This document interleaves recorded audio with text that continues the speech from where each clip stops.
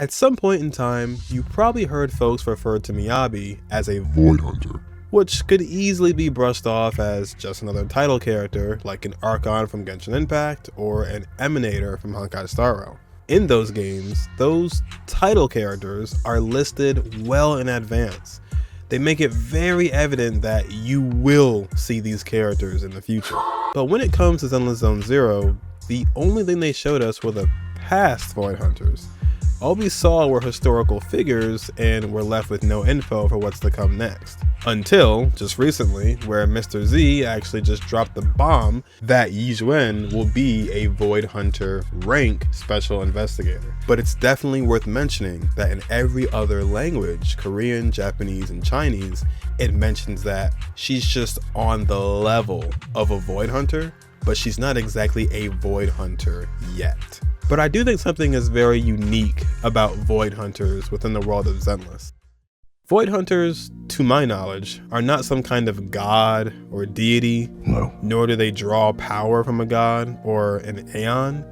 They're not this mysterious deity that existed for eons, or some kind of forbidden one that allows you to win duels instantly. As far as we know, a Void Hunter is, and I quote, a title given by the mayor of New Eridu to the individuals that have greatly contributed to the suppression of the Hollows. So basically, a person that did something very heroic in an effort to stop the Hollows. For instance, it could be things like saving a mass amount of people from ethereals, taking out a giant Hollow threat, or inventing something to help people get through the Hollows. Just huge accomplishments, contributions, and inventions that helped out big time. So you don't necessarily have to have magical powers or abilities to be a Void Hunter. It's simply just a title that's given to you for your significant efforts, which will be very exciting in Yixuan's case because we'll actually be able to see what she does to obtain the title Void Hunter in real time. But let's talk about the first 7 individuals that obtained the title of Void Hunters. On July 5th, 2024, the day after the game released, they actually posted a video called Where the Miracle Began. That video was actually labeled as a lore teaser. And the more time goes by, the more interesting this video gets. In that video, they gave us a fair amount of info on the first 7 Void Hunters. Let's start with these 3. Vike, Dan, and for this one, her name is not known, but she was indeed the leader of this group called the Falkenhayn Mercenary Troupe. This powerful group of 3 was actually responsible for pushing back the Dark Wall 22 miles back. If you're curious, the Dark Wall is basically what's blocking off the rest of the world. Notice how on the Game Awards of 2024, that trailer that showed off Astriel starts with her saying, "This is New Eridu, the last city on the planet." So think of the Dark Wall as that one ad campaign that Zenless had with Ziox in the video. It's kind of like that, where all over the world, these Hollows are just growing bigger and bigger and bigger, just taking over landmarks, so much so to the point where there's only one city left within the world. It's pretty scary, right? Now, the leader of the Falkenhayn group and Vike both seem to be normal humans, possibly, but Dan was the one that was called Guard of Staves. The stave is like a pillar, to my knowledge. So he looked somewhat more like an android life form or kind of robotic. Despite that, I highly doubt he or any of the original Void Hunters actually survived. And even if they did, I don't think they would live for this long. Then we have SUNBRIGER. SUNBRIGER did a lot. She eliminated the Hive Lord Hollow in the sky, a major skyborne threat. She was also the CEO of Marcel Group, which we see a lot in New Eridu today. And last but certainly not least, she is the inventor of Bang Boos, which we obviously know is a huge part of New Eridu with EOS and Bang Boo 18 and all the different kinds of styles. Enzo has a whole shop because of that. That right there was a huge step, major step in technology that's actually saved many people's lives. SUNBRIGER was a leader, an inventor, and a very skilled fighter at that. I mean, of all the people to be remembered, it definitely would be her. Also, bit of a side note here, I'm sure you've heard this before, but she also kind of resembles Kiana from Honkai Impact 3rd, and specifically the Void Drifter battlesuit in the game. Oddly specific, don't you think?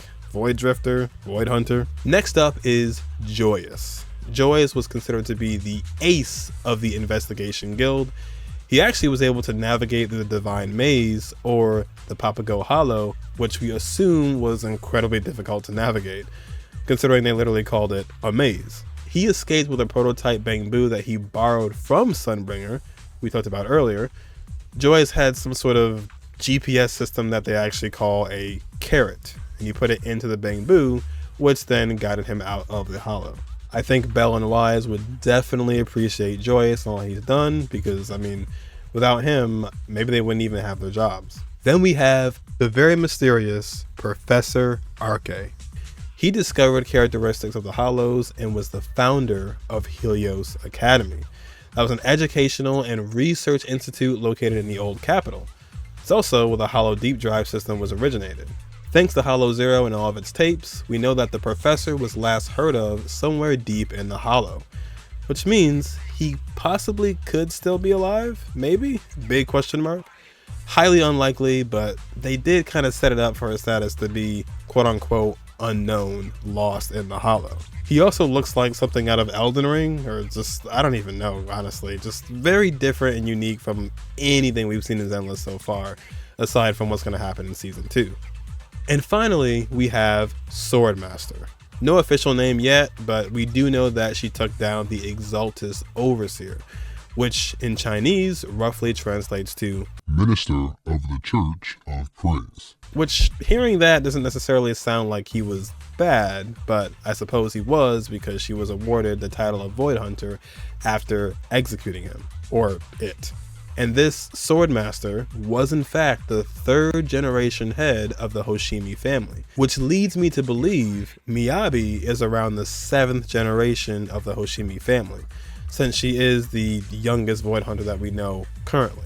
Supposedly, the pictures on the wall in Miyabi's animated short were actually showing the past generation of the Hoshimi family, so I am to believe it's been quite some time and quite some generations where Miyabi's family finally joined the picture. But just like how the Hoshimi family's legacy was passed down by generations, perhaps it's possible that one of the others had the same deal. It's probably less likely if you ask me, but it's still possible. And of course, we can't forget about Hoshimi Miyabi herself. She was the first playable Void Hunter in the game. She destroyed the Argos Hollow by single-handedly slaying Lerna. Just jumped in there and did it all herself. Crazy. Pretty straightforward though, right? What's really cool about this is it can all be seen in her character teaser, which is called, you guessed it, Rise of the Void Hunter. Miyabi is all about justice and putting others before herself. With that kind of nature of hers, combined with the fact that she, well, slayed Lerna all by herself, she definitely is deserving of the rank of Void Hunter. And as for Yixuan, once again, we'll see what she ends up doing to officially obtain the title of Void Hunter in the arc of Season 2, or maybe even 1.7. Now watch closely. This right here is the Void Hunter symbol, right? Here is the version 1.7 trailer. Look at Belle's eyes. Same logo, right? Belle and Wise will certainly be Void Hunters one day. I totally believe that. We've even had a phone call, a direct conversation with the mayor of New Eridu in the epilogue part A. So if this right here on the screen is not enough proof, I mean, I don't know what is. I don't know when it'll happen, probably towards the end, maybe soon, but every single step of the story is leading towards that direction. So again, what's very unique about this system is we don't have a list of up and coming Void Hunters. We only have the past Void Hunters. It's only up to the devs to tell us, hey, this next character is a Void Hunter. Besides that, we have no idea. Unless they allude to it in the story or something, we really don't know. Belle and Wise could be the next ones after Yixuan. We don't know. So it's very cool and very interesting and mysterious that we don't actually have a set in stone list of upcoming Void Hunters. But what does Void Hunter mean in terms of gameplay, meta, character strength, right? I think devs always try and push these title characters a bit further when it comes to commercial success.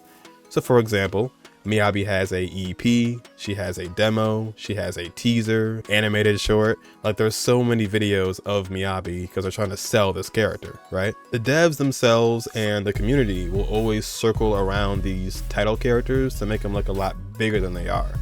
When these characters release, it's always going to seem like it's this big event for this character and you can't miss it. But that's not necessarily true. We don't know how Miyabi is going to hold up in the future. We don't know if Yixuan is just going to completely put Miyabi in the toilet. We really do not know, and I can't tell you how she's going to be. But I can say Void Hunters will typically be fairly easy to play. They'll have some quality of life just in their kit. They will be fairly strong, especially for the time being, that's for sure. We don't know how they'll hold up in the future, but for the time being, they'll usually be pretty strong in whatever they do. Once again, I can't say much about Zenless's IP. I don't know what direction they're gonna go. I don't know if it's gonna have this like kind of balanced feeling where Miyabi is very strong and you have Yixuan also in that same class of very strong, but perhaps she's not way stronger, but just the same level. What Zenless likes to do with Void Hunters is they like to give them a slightly different but same attribute. As you see with Miyabi, she doesn't just have ice, she has frost, right? So I feel like when Yixuan comes out, she won't have just whatever she is, she'll have a slightly altered version of it. And we hope that W engines don't start catering to that, because then they're going to get even more specific. Bottom line, don't look at Void Hunters as this must-have or, you know, you have to pull them. They will be strong, and like I said, especially on release. But I don't want to make comparisons to Star Rail and Genshin when it comes to Archons and Aeons, because like I said, when it comes to Zenless, I don't know if they're going to go down a different route. They could be doing their own thing. Void Hunters will be above the pack in some way, shape, or form, but it won't be too far off. I think Miyabi definitely shocked us a bit because it was like, good lord, like that was a pretty big jump. Zenless is a gacha game. It's no different. So one day Miyabi could certainly just be obsolete. You know, we don't know. We never actually know the future, but the thing is, you can't look way too far ahead because what's the point in even playing? You'd just be sitting there saving forever. So honestly, it's hindsight in the end. Just have fun with it now. But just like any character, they're going to be a shiny new toy.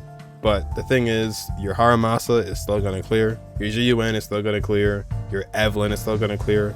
Heck, your Soldier 11 might be able to clear still. So if you just pull the right supports for your other characters, and let's say you don't even like Yixuan, that's fine. Don't ever feel like you're going to miss out if you didn't get your Yixuan, or even for people who didn't get Miyabi. It's going to be a bit challenging when the character releases because they're going to start making the content catered towards those characters, just like any character. But obviously when it comes to a Void Hunter, it may feel a little bit more egregious, right? The only reason I mention that is because we don't have too many DPS units that cover each and every attribute. Some attributes only have one DPS that covers it. So as time goes along and more DPS come out, they'll cover more attributes and you'll be okay. But it might feel a bit daunting when you don't have a certain attribute on your account. Don't feel pressured by it, but if you are going to get them, good luck to you. But that is what a Void Hunter is, gameplay wise and lore wise. That'll be all for me, and I will catch you guys in the next one.